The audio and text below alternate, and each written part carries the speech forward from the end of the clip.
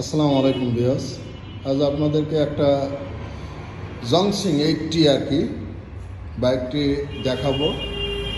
লাল colour, engine condition থেকে শুরু করে সব কিছু সাউন্ড টাউন্ড সব ভালো আছে, সব অরিজিনাল অবস্থায় আছে।